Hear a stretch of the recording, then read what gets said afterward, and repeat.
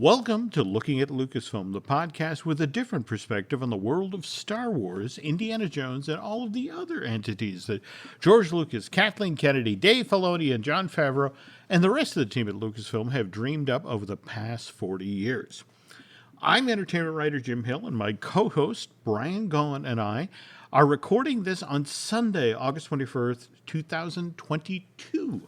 And Brian, you've just finished the most recent episodes of Icons Unearthed. Is that correct? Yes, this is a very good series, and I don't know what's going to come next, but I know they're going to do a great job. But this was a different look at how Star Wars, the whole movies and everything began, because they focus more on George as a personality and then his ex-wife Marcia.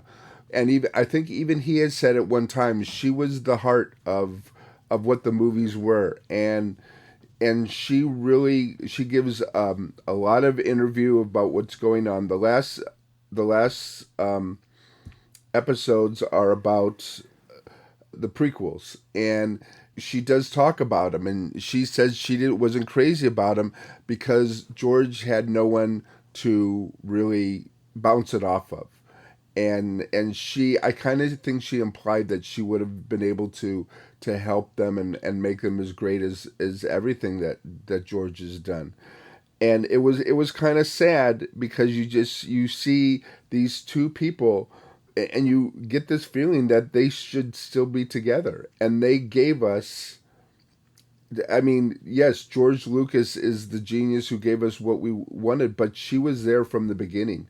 She was there from THX, she was there from American Graffiti, and she was there through the Star Wars, and she was just, it's a great way to show other stuff of Star Wars, and it was a great series, and I can't recommend it enough.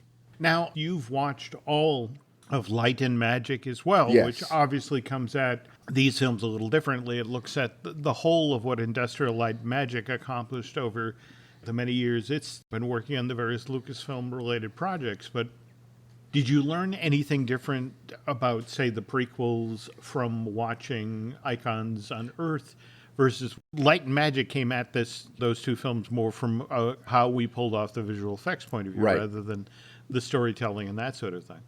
Well, you have to realize, too, with Light and Magic, it was done by a writer-director. And a writer more than anything. And he creates a story through the whole thing. Where Icons was just telling you the story, Kasdan created a story. I mean, it could have been a regular movie because that's the way he sets it up. Mm-hmm. With the prequels, he doesn't get into it that much. Because it's about Light and Magic. And once you talk about Jurassic Park, mm-hmm. the other stuff is just icing on the cake. You see how they started from what Jurassic Park was and got to a part where they shot all on green screen. Mm-hmm. Now, they also got a little bit into the volume, mm-hmm. which is what George has been wanting to do all his life. Mm-hmm. And it just makes me hope that George gets back on the seat to do, if not a Star Wars thing, something else using the volume. Because say what you may about him, the guy, he's one of these people. He's just like us. He's a geek. He reads comics. He reads about mythology, and he sees movies, and it all comes out in this brilliant, beautiful, poetic, if you can say, manner. And I would love to see him still create movies. I think George is more interested these days in his museum of storytelling. Yes. It will be interesting to see what he takes on the other side of a completion of that project. It was supposed to open this year, but I heard that it's going to open either the first or the second quarter of next year. Mm-hmm. So as soon as I hear more about it, I do have some people who are kind of like on the inside. Mm-hmm. And it looks like, and I'll go over there, maybe take some pictures, because it looks like the exterior is completely done. And it looks like LA is being invaded by a giant spaceship. I have to admit, I will be kind of intrigued to go from the Academy Museum to Lucas's Museum of Storytelling. Because have you managed to make it up to the Walt Disney Family Museum yet at the Not Presidio? yet, but I plan on, if Devin needs like another break or something, I'm gonna pick him up and we'll go there Okay. because maybe we're dropping him off. Maybe we'll have time to go up there this time too. But they wanted to hit Big Sur and the Monterey Bay Aquarium, so maybe we'll hit we'll see if we can hit that. There are wonderful things to see at the Walt Disney Family Museum, but at the same time, I feel like it was laid out by people who never made a museum before, and in a weird sort of way, it is so busy and so hands on. You almost walk away somewhat frustrated because I feel like it's really impossible to see everything. And, maybe that's the point. Maybe they want you to come back. But I'm kind of intrigued by modern museums that try not to be museums, that try to be more like theme parks. Well, I have spent an afternoon running through the Louvre to try to see everything. So Yeah, even at and a see, regular museum, you go, "Oh, look at there's that! Oh, look at there's that!" And you just slow down, not stop, and just you want to see everything. but see, that's the thing. That's the anti-museum experience. You're supposed to sip from the cup, not gulp. Well, there's all these museums. You've got to, when you get to go to another Comic Con, there's the Comic Con Museum down there too. So we have to go hit that. There we go. So all Okay. these like cool museums All right. to You and visit. I do the road trip, but definitely a road trip, and we will talk about it on future Absolutely. laughing places. That'll be the. And speaking of the news portion of today's show is brought to you by Storybook Destination, trusted travel partner of the Jim Hill Media Podcast Network. For a worry-free travel experience every time, please book online at storybookdestinations.com. Okay, you had some Acolyte news, and this is our first limited series, but keying off of the High Republic material. Is that correct? Or Yeah, they're gonna start filming on Thanksgiving, and they are going to be done May of next year. And the main actress who's in it is the same actress who was in Hunger Games. She played the young girl. oh, Yeah, and she's the main actress in it. And I guess she has a little bit of controversy about her. And I couldn't get it from the article. She was talking about cancel culture and how she believes that people are trying to cancel her, but I didn't. There wasn't anything about what she did or said, but trying to cancel her. But she was talking about the show, and it just seems like it's going to be different than what's like you say, the High Republic. And if it does well, man, we're gonna get a whole big opening of the door of the mythology of Star Wars. I genuinely hope so. When you look at how many ways, from the moment Disney bought Lucasfilm back in 2013, 2012, and the way that they have sort of kept pivoting around the Skywalker saga, whether it's, stories in between films or stories right after films. And that's the thing with the High Republic is here we are 200 years before there was ever a Skywalker. And it's like, good luck, kids. Well, I think it should be. I mean, look what they're doing with Games of Thrones and Lord of the Rings. It seems to be a thing like, okay, you've already seen the story that the author wanted you to see. Now let's give you the story that inspired him or whatever. The Game and Thrones, a House of Dragons. Yeah, it starts today. It was interesting watching the reviews that were out there that basically, it's like they were talking about how one of the virtues of the show is it doesn't have the ambition of Game of Thrones. It focuses on one family, one house, and is trying to tell a tight political story there. But at the same time, you look at Amazon's Lord of the Rings thing where it's like, oh, Peter Jackson, did you really have to say they ghosted me? Yeah, that was that doesn't look good for them to have done that, and it's hopefully if it goes into different seasons they'll remedy that and bring him back on board because he did give us 6 movies of those stories that just are some of the best films ever made. So, I mean, you can't, I think we've talked about yeah. this. The downloaded The Rise and Fall of Harry Knowles, the podcast series. Well, boy, is that something. It is. But the interesting thing is that they tell one amazing story about Yeah. Peter Jackson.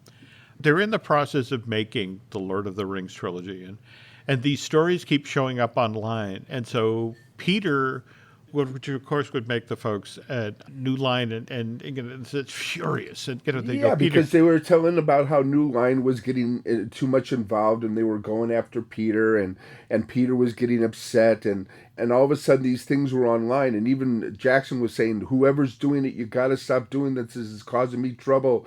What are you doing? You've got to stop this. And people at New Line are going crazy, and nobody knows who this leak is, and it's all coming through Ain't It Cool News, and it's like daily, isn't it? Oh, of course, but please reveal who it was who was actually It was telling Peter Harry Jackson himself. Yes, that's it exactly. He didn't know how to handle these Hollywood guys coming after him.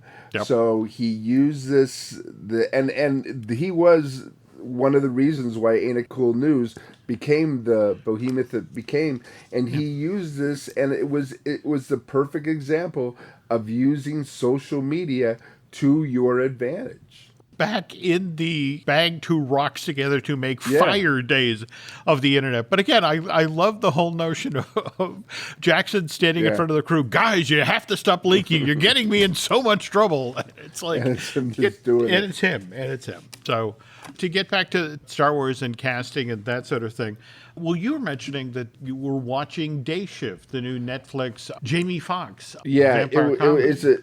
Yeah, and I think it's going to be. It was really well done, and it looked like a lot of fun. But one of the actresses in it, Natasha Liu Bordizzo, I think her name is. She's playing Sabine in Ahsoka. Evidently, she auditioned for the gig while she was shooting Day Shift. Okay, I didn't know that. And she was talking about the fact that it's auditioning today in today's Hollywood, where you do a Zoom thing or you Okay. record a tape and you send something in.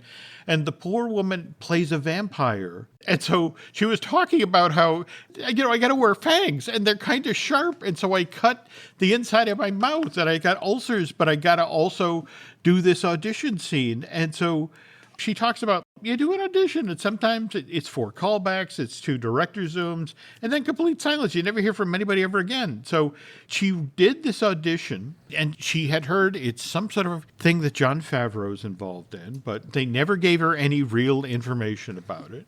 And she just remembered that when she was doing the audition, she kind of did a Harrison Ford kind of take on a character, just sort of threw off, like, lady, I got things to do. I know you need help, but I got things to do.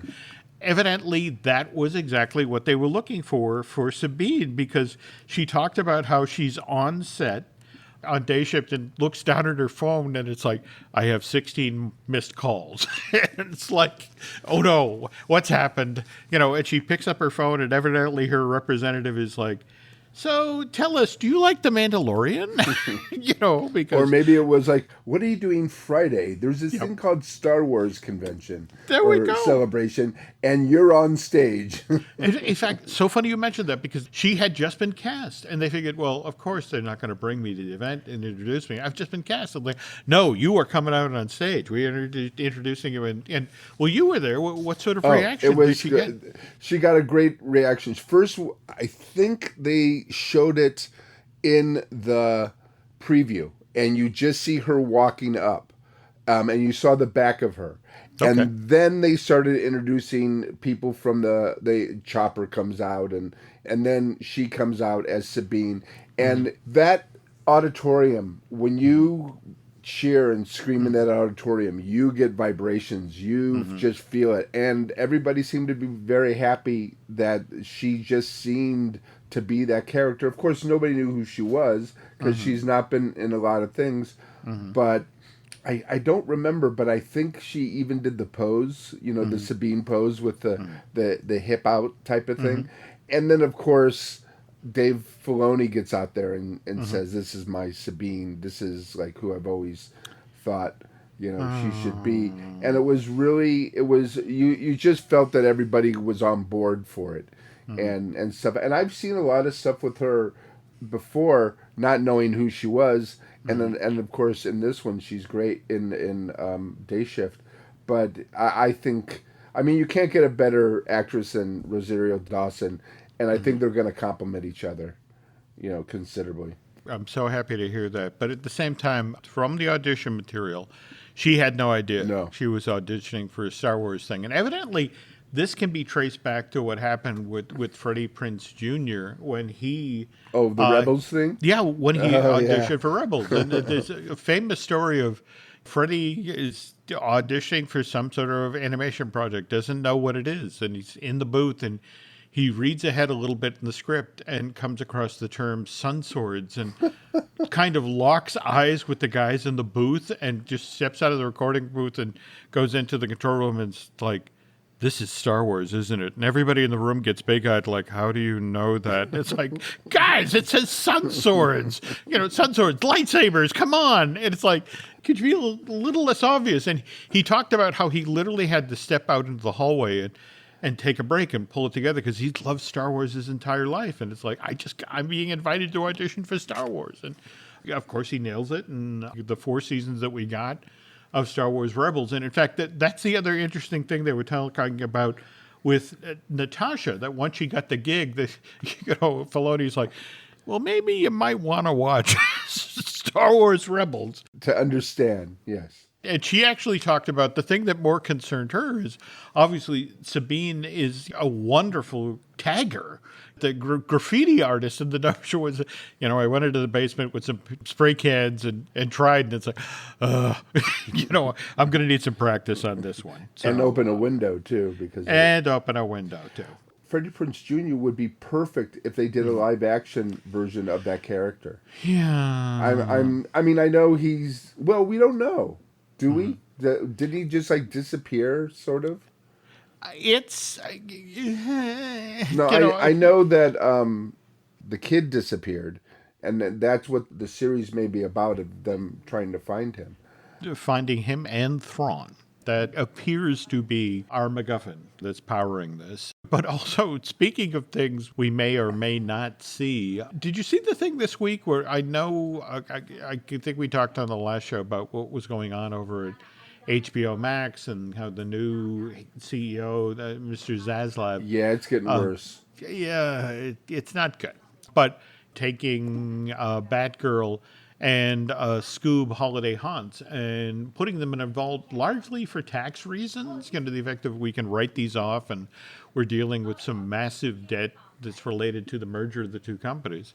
And so we can benefit from these two things not going out into public. And I forget, a friend who was pointing out that Batgirl and Scoob Holiday Haunts now joins a very exclusive club in Hollywood of things that were made that never made it out into the world. And they immediately pointed out that among those things is Star Wars detours that Seth Green and the folks at Stupid Buddies did with George Lucas himself. But did they shelve those to never to be seen, or did they just not release them? They produced 3 seasons of shows. They were in the process of writing a 4th season when Lucas made the decision to sell Lucasfilm to Disney. And Seth Green talked about one of the things he was proudest of working on Star Wars Detours was making George Lucas laugh.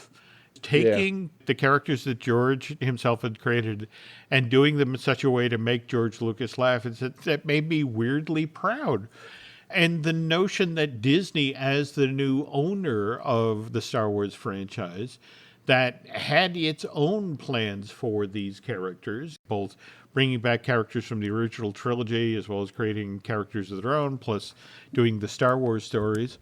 This Star Wars Detours just didn't fit in with Disney's plans. In fact, largely what they suggested was that Disney was not comfortable with a parody of what they had just spent $4.25 billion on, being the first thing out the door. Yeah, they didn't want little kids to be introduced to the characters in this parody form rather than going back to the movies. Another thing I forgot to mention from the icons is Marcia really emphasized throughout the whole thing that when George started Lucasfilm, that he said, "This is my company. This is something I did. I will never sell my company." And then she goes, and then he did. So that was I forgot to, because that kind of hits you. But I think we all know why he did. But still, it was hard for her to accept, because here was a man that she really cared a lot about, and what he did for the world and for everybody, and then he walked away from it. Today, I was at a dinner party for a friend who's moving to Texas, and over the course of dinner, the topic of what do Wookiees eat came up, and I mentioned the snare net moment from Return of the Jedi, and the notion of here was this piece of meat on a stick, and Chewie went running toward it, and there was quite a second, no. Wookiees don't eat meat. And it literally, the party paused for a moment while people broke up their phones and went to Wikipedia to check. And, Wookiees are omnivores. And, they do eat meat. Okay, stand corrected. And it was what about that scene in the holiday special with the robotic Julia Child, played by Harvey Korman. Korman, and the four arms going stir. Yeah, of course they eat meat, and they have microwaves, and they have IKEA furniture, and Wookiees are very progressive. When you think about it, if you're a George Lucas and you're standing outside of this, right. and it's like, okay, so there's a Wikipedia. And it's like, this is mine, but I don't necessarily have control over it anymore. And more to the point, people have very definite opinions about this stuff, and they don't necessarily agree with me. And after a time, that must have just gotten exhausting. And the notion of, okay, Disney's willing to hand me $4.25 billion to take this off my hands, and I can go now do things with my lovely new wife, and I can make the museum we were talking about at the top of the show. I get to do something new, as opposed to I get to tend to this thing that I created. That, if you remember how the fan base reacted for the prequels, if you were a George Lucas, would you step up to the plate again after that drubbing? Especially after Jar Jar. He believed that Jar Jar would be the iconic 21st century character, that everybody would talk about this character, how completely animated, how it changed, and he was devastated when Jar Jar got the hate that it did. It's the Mel Brooks formula. It's time plus tragedy equals comedy. The fact that Ahmed Best, when he went to the Star Wars Celebration in Chicago, I want to say in 2019, and stood in front of a giant auditorium full of kids who grew up with the prequels, who loved those movies. Yes. And they stood on their feet and cheered, and he's there with tears running down his face. I mean, the film that gets ridiculed today, Brian, you and I are old enough to remember the whole Rocketeer, going to a theater and seeing the Rocketeer and loving that movie, but being in an auditorium full of people who just did not get it, and then to watch over 15, 20 years how that film became embraced and beloved. Well, but you're right. George made it for kids. He made Jar Jar for kids. He wanted, like I heard, it was based on Goofy. And my wife, first movie that she ever saw, I know I've talked about this, her favorite character, and still is, Jar Jar. She loves Jar Jar. And you can't talk her out of it. And my kids loved him when... Now, this is funny, because my kids loved him when they were babies, but now they've grown up, and they're going, well, maybe he's a little racist. I go, but you used to love him. Maybe he's a little racist. Okay. All right.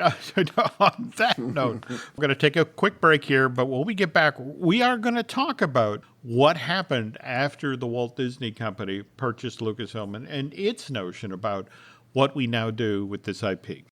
Walmart Business saves you time, money, and hassle, which means you can focus on what really matters, like putting the money you save back into what you do, spending more time training your team, filling orders, and finding new clients. Anything and everything, right down to, oh, that's one, choosing the best hold music.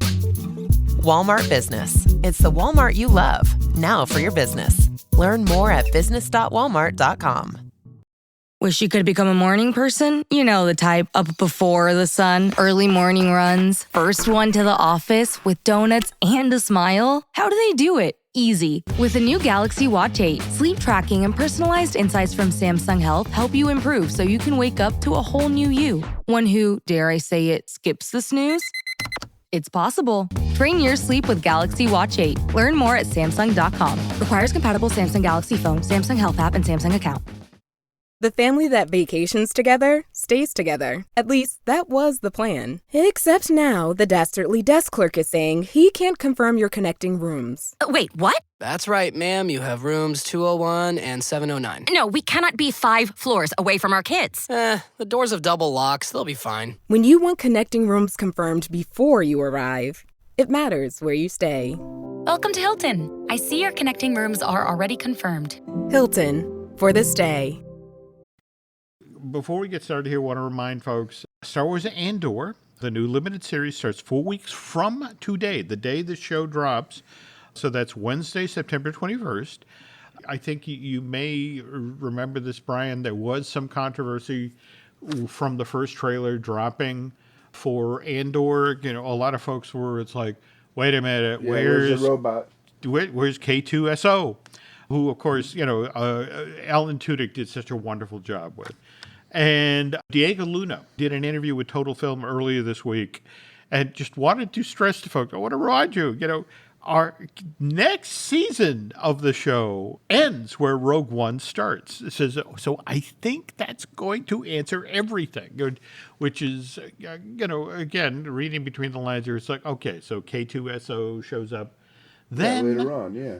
But at the same time, we have what Drew Taylor told us coming back from San Diego Comic-Con after talking with somebody at Lucasfilm that there's also a plan that maybe, did we say 2 seasons? Maybe 3, possibly 5 of Star Wars Andor. Well, yeah, this is a question I wanted to ask you. Because last week, but we didn't, or last 2 weeks ago, we didn't talk. They they moved up the release date on this. It was going to be August 31st. Right. Now it's September 21st. Now, do you think that this has anything to do with D23 and maybe they're going to make other announcements? Because D23 is September 9th. And I think, isn't this why they, that is also probably why they changed the date on Obi-Wan. The hard reality when it comes to the Walt Disney Company is everybody stands outside of Disney and it's like, oh, the mystical, magical, the mega corporation. And they plan for years and, they're so careful. And the hard reality is it's like 31, 32 separate little companies that make up the giant Walt Disney Company, which all have their own agendas. Yeah. And the whole notion that let's hold back Star Wars Andor until, the very big thing we're going to reveal at D23 and everyone will be so surprised and so excited to tune in. I deal with these guys all the time, and I get the sense of they go into work on Monday and it's like, what? That changed? What? This is behind schedule? Oh my God, that actor got in a car accident? Oh no. They're constantly putting What did out that actor fire. say? There we go. I was just wondering because, and this whole thing with now putting Marvels on, or at least with She-Hulk, now putting Marvels on Thursdays. Yep. And then so you're going to have Wednesday, Thursday, Friday. Nothing's going to be on there because the whole movie thing. But are they going to do that to all their little, like, is animation going to be put on Tuesdays? I mean, like a regular network. And look what they're doing. They're changing the price. But they're also giving the price you're paying now, $7.99, but you'll get ads. Yep. And then $11.99, and everybody's doing this because the streaming wars are over. You don't need incentives. Everybody has gotten the channels they want, so now all they see is more dollar signs. Am I wrong? I don't know. For as much as you're saying that the streaming wars are over, there is some consolidation coming. Oh, yeah. It's a different financial model, and clearly, if you've been paying attention to what's going over on HBO Max, that people went into that business assuming we're going to make this much money, and it's like, whoa, we're only making this much money, and you need to make some adjustments. And to look at what Disney's doing to make sure that people are excited for something like Star Wars Andor. Like this Friday, August 26th, they're putting Rogue One back into theaters, and not just theaters, IMAX. But the flip side of putting Rogue One in IMAX theaters is that then allows people to look at, on a really big screen up close, two of the more controversial characters in those films, and that is, of course, Grand Moff Tarkin and young Princess Leia Organa, who were digitally recreated. And face it, they didn't really have a choice when it came to Peter Cushing, because we lost him back in '94.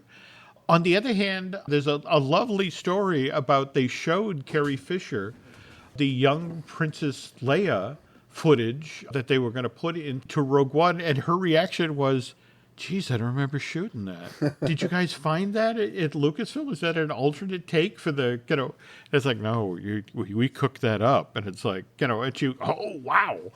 Mind you, she then gave her blessing to it. It's like, if it looks that good, let's do it. But I wanted to take the back half of today's show to talk a bit about when Disney took on Lucasfilm for $4.25 billion. And by the way, that 2.5 thing was George actually, when they were closing the deal with Bob Iger, George was like, you paid $4 billion for Marvel, right? It's like, yeah. I need you to pay just a little bit more for Lucasfilm. I'm just a little bit more. Just you were $4 billion, but I was $4.25 billion. It's that much more valuable. But Disney immediately wants to get back into the Star Wars business. Now, I have a question, because I was thinking about this. Kathleen Kennedy, was she involved with Lucasfilm? I know she was involved with George, but she's mostly involved with Steven Spielberg. Was she involved with Lucasfilm before he sold it? Or did Disney bring on Kathleen to be in charge like Kevin Feige is for MCU?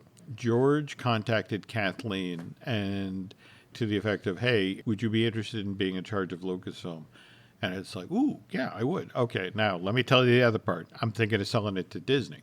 Oh. But for a Kathleen Kennedy, now that's an interesting proposition, because it's like, okay, so I get the Star Wars library of characters, but I get the might and the money of the Walt Disney Company behind me, and I've seen what they can do with Marvel, and I also see what Kevin Feige gets to do by being in charge of a division of the company like this, and it's like, that's an interesting proposition. So Kathleen agrees to take on the job, understanding that they're going to be sold to Disney, and a Bob Iger who knows Kathleen from, as you mentioned, her work with Steven Spielberg, likewise, all those years of working with her husband Frank Marshall. It's like, look, this is an old hand at the business. This is somebody who isn't going to have a problem working in a corporate space like here at Disney, and it's just like, perfect. She's the right woman for the job.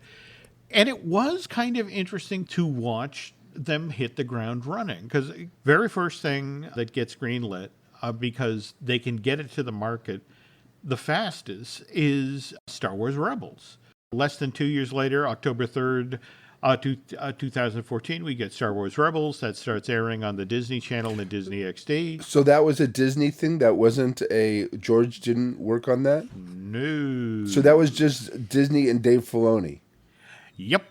Wow. But again, the notion was that you got to walk before you can run.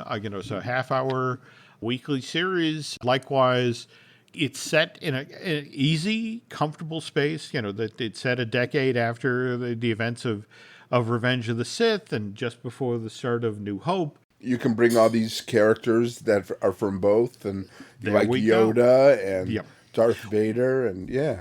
The beauty part of that is their voices. You can reach out to a James Earl Jones and come into the day and do some lines for Darth Vader. And likewise, an Anthony Daniels or a Billy D. Williams or Frank Oz. And they were all on board with the idea of doing stuff for Star Wars Rebels. On the other hand, 5 months prior to Star Wars Rebels debuting on the Disney Channel, work begins at Pinewood Studios on The Force Awakens. And that doesn't arrive in theaters till December of 2015. So we're 14 months after Star Wars Rebels debuts. We get our first feature film. At this point, have you managed to see Lego Star Wars Summer Vacation? Yes, it's so funny. It's brilliant because where it takes place on, doesn't it take place on the Rogue One beach? Yes, Scarif. In fact, they tell 3 little stories over the course of this. And the last one where it's Leia and Han having a family vacation with Ben before he then officially goes off to school with Luke to learn how to be a Jedi. And first of all, I love the fact that at one point the kids steal the Millennium Falcon and are sort of hot rodding around at the Endor moon. And they get into trouble because they run into what they think is an asteroid belt, and it's Han kind of goes pale, and it's like, it's not the asteroid belt, it's the debris from the second Death Star. And which, again, I thought was a wonderful point of continuity. And the other thing that I really thought was kind of a sweet moment and really is a testament to how well written these Lego things are, was that when they finally, they finished the family vacation and it's gone better than expected, and they've flown the Falcon to where Luke's Jedi school is located.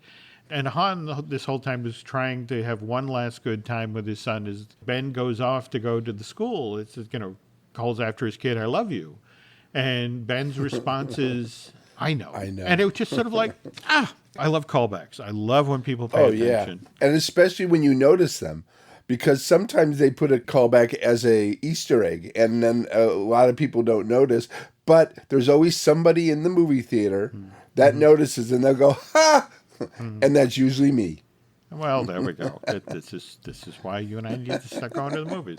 The other thing I loved about this was it's set after Rise of Skywalker, and in fact, Finn is upset because this is the last... Nobody wants to be with him, yeah. Well, nobody wants to be with him, but also he realizes that this is the last time they're going to be together. In fact, what's interesting is they set up what happens next with these characters. Like, Rey is heading off to the unknown regions to search for Jedi tempos. Poe's going to be training new X-Wing pilots. Rose Tico is off to lead relief missions. And what's cool is Finn, and I love that he says this out loud, because frankly, this was something that bothered me about A Rise of Skywalker, that they just left this dangling and wasn't resolved. But Finn says, "I'm going to go off and scour the galaxy for others like me, others who are strong with the Force."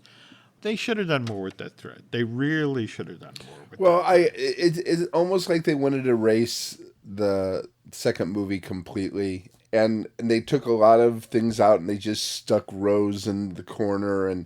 And I think they listen too much sometimes to the community as a whole, because everybody has their opinion about what Star Wars should be. But a lot of times, some opinions are louder than others. And if somebody says, "I hate Jar Jar," there's always somebody who says, "Well, I like Jar Jar." But their voices are so quiet because the other person is so animate about it that it gets lost. And then the people at the top panic. And even though they're making so much money, it's ridiculous. They still think that they have to play to the audience. Placate the audience. But and in fact, to circle back what you were saying earlier about Icons Unearthed, prequels there's a lot of trade war talk. Or, I Yeah. can't help but think that Marcia would have waded in there, and it's like, we need about a third less of this. Absolutely, and she would have brought the relationship better. I mean, I think they mentioned that you don't see the chemistry between Obi-Wan and Anakin right away at all. And then in the second one, he seems not to, he seems to like walk through it. This is what's people were talking about in Icons, because a lot of the original people who worked on the original trilogy, like Joe Johnson and people like that, Phil Tippett, they weren't crazy about what the prequels became because they don't think it had the heart that the originals were, which, might have been true. And you're right. Marshall would have gotten in there and say, listen, you don't need this, George. Nobody wants your history lesson. But because it was George Lucas on all three of those movies, Yes. there's a consistent tone, there's a consistent style, where the very thing you were just talking about, the change from the story that was told from The Force Awakens to The Last Jedi to Rise of Skywalker, and the fact that they felt the need to hit the reset button Right. coming out of The Last Jedi, where that has some of my favorite Star Wars stuff. I mean, I could do without the Casino Planet thing, but the battle between Kylo Ren and Luke, there's a lot of good stuff in that. And if the fact that they second guessed themselves and reversed, and George never did that. I mean, George was like, this is about trade wars. This is a lot about the Galactic Senate. So buckle up, kids. We're going back into the chamber and we're going to listen to people give speeches. So we do get Force Awakens. It arrives in theaters December of 2015. But 4 months before that arrives in theaters, they begin work on Rogue One. And this was supposed to be the plan. We're going to do a new trilogy, continuing and bringing back characters that you've known and loved from the original trilogy, but at the same time meet these new characters. But in between, we're going to do these standalone stories. For example, the origin story for Han Solo, which, by the way, Lucas put that in development in 2012 before selling to Disney. In fact, he had Lawrence write it, and the working title for it, not to give it away, was Harry and the Kid, as in Harry Chewbacca. Were you at the time prior when they did Star Wars Celebration in Anaheim, I want to say 2016 or thereabouts? I didn't go to that one. I went to the 4, which was 2005, I think it was. But, yeah. Oh, no, 2008. If you were there in the hall, they showed us the early teaser proof of concept for Rogue One, that you had these X-Wings flying over a jungle planet, and then the camera tilted up, and that's no moon. And, there's the Death Star looming over this planet. It's like, holy cow, that's a great movie. But that day, they were supposed to tell us about the Boba Fett movie. James Mangold, they apologized from the stage that they were doing the panel, and they had the original director of Rogue One, Gareth Edwards, was there on stage, and they apologized that James Mangold, the gentleman who was supposed to be doing the Boba Fett movie, couldn't be there that day. And that was the first inkling that project was in trouble. But yeah, they were supposed to do 4 different Star Wars stories. What I heard was they were going to do the sequel trilogy, and they would be every other year, and then they would fill it in with a standalone. And the first standalone was Rogue One. The second standalone was Solo. There was going to be a Yoda one. There was going to be a Obi-Wan Kenobi. There was going to be a Boba Fett. Daldry. Yep. Yeah, these are all things that they announced. And it looked like they were going to do it that way, but they made, well, we all know what happened to Solo. They released it too soon after Last Jedi. There's still some debate about that. In fact, Kathleen Kennedy herself came away with that, and at least her initial take on that was like, it's a mistake to cast new actors. Yeah, I don't believe that. Again, what's interesting is she felt the need to walk it back. Okay, good. she was quoted, and it's like, well, that's not entirely a thing. And Not if you don't want a Landau Calrissian standalone. no. Yeah, I think that we definitely want that Donald Glover, Oh thing. God, he would be so good.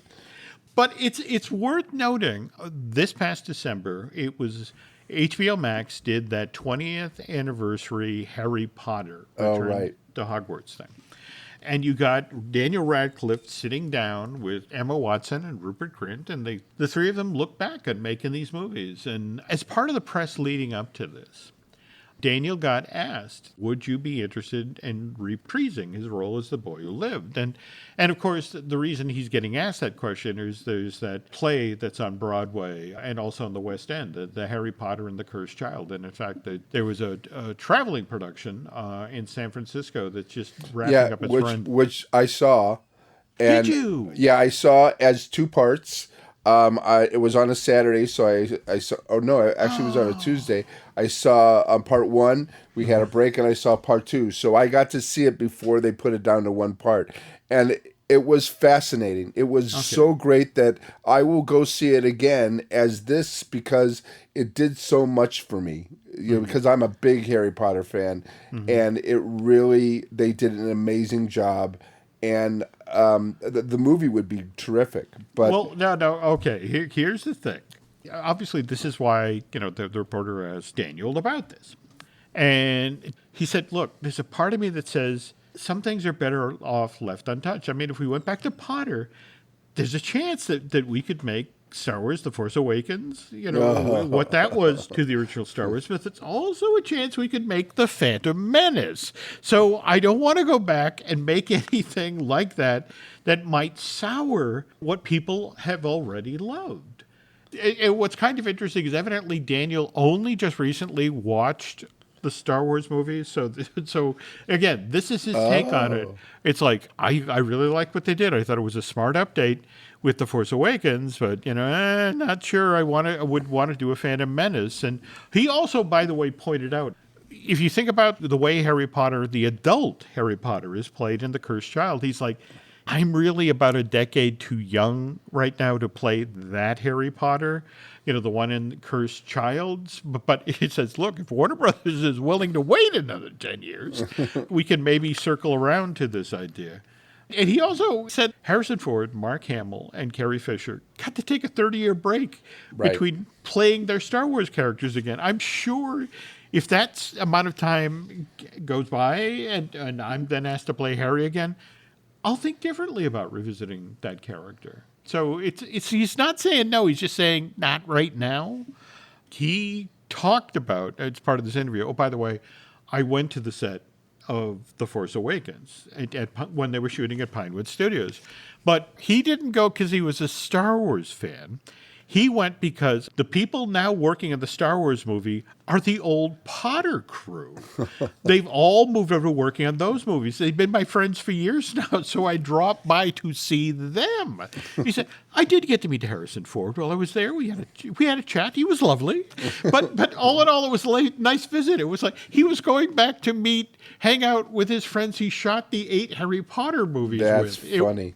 But yeah, it wasn't about, ooh, I get to do something cool. I get to go to the Star Wars movies. So completely opposite of the way Kevin Smith felt when he went onto the There set. we go. Well, Kevin had something just shy of a religious experience where Yes.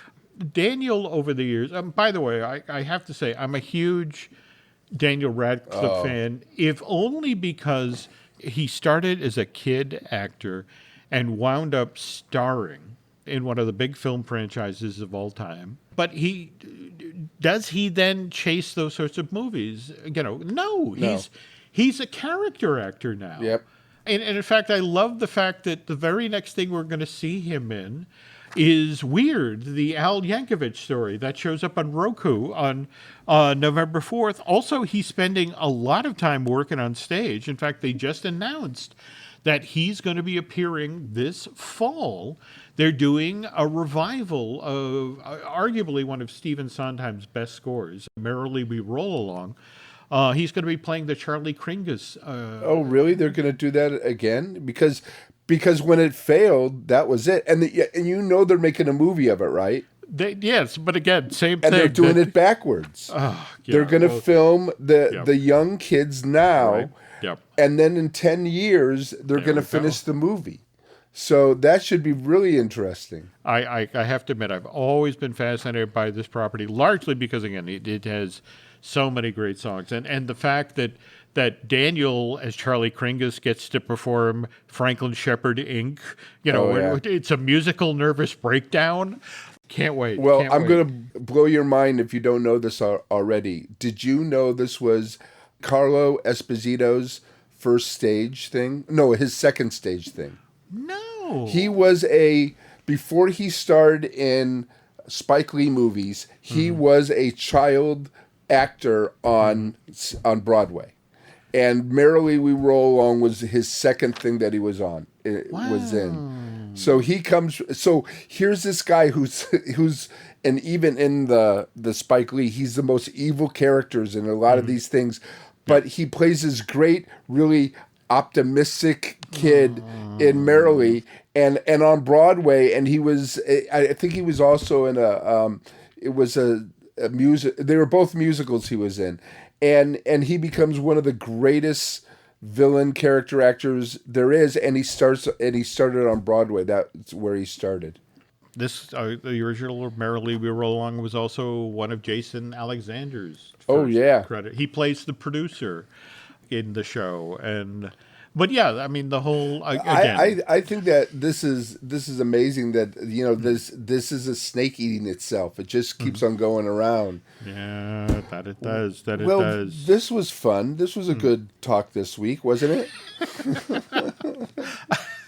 Well, again, we too tend to wander far afield. I mean, if you tuned in for Star Wars stories, sorry, folks, you got Harry Potter and you got Stephen Sondheim, but we'll try to do better next week. So, can you tell the nice people where they can find you online? You can find me on Twitter, and it's Geek with Children, and Children is spelled CHILDRN.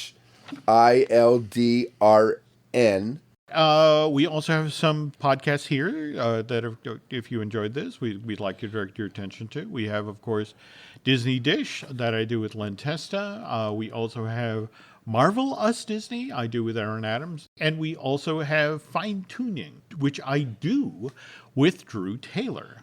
If you could head over to Apple Podcasts and rate and recommend the show you're listening to right now, looking at Lucasfilm, that would be helpful.